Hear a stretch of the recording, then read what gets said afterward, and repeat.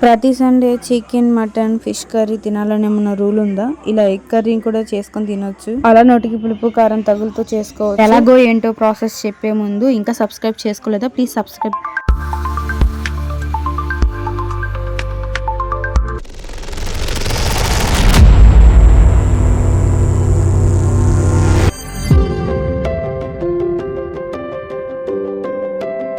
Hello everyone, welcome back to our channel Mouni's kitchen vlog. మీలో ఎంతమంది first time నా videos చూస్తున్నారు? నేను ఇంతకుముందు చాలా వీడియోస్ చేశాను, చూడకపోతే వెళ్ళి చూసేయండి. మీలో చాలా మంది నా వీడియోస్ చూస్తున్నారు కానీ సబ్స్క్రైబ్ చేసుకోకుండా చూస్తున్నారండి. ప్లీజ్ సబ్స్క్రైబ్ చేసుకొని చూడండి. హే గాయ్స్, అందరూ ఎలా ఉన్నారు? నేనైతే చాలా చాలా బాగున్నాను. ఈరోజు నేను చేయబోయే రెసిపీ వచ్చేసి కోడిగుడ్డు పులుసు అండి. చిన్నప్పుడు మా అమ్మ కోడిగుడ్డు కూర చేసిస్తే లొట్టలు వేసుకుంటా తినేదాన్ని, కానీ ఇప్పటి వరకు పర్ఫెక్ట్ గా అంత టేస్ట్ గా నాకైతే కుదరలేదు.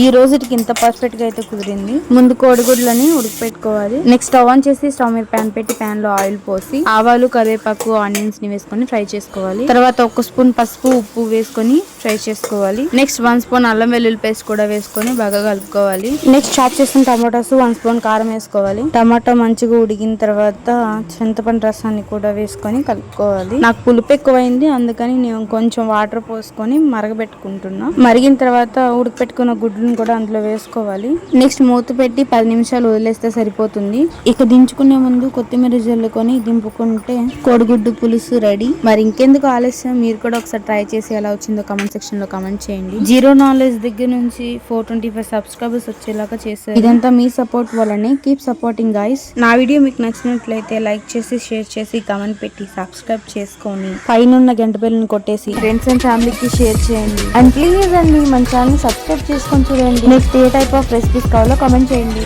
మంచి మంచి వీడియోస్ తో మీ ముందుకు వచ్చేస్తాను. Bye guys, see you all in next another cooking video. Until then, stay tuned guys.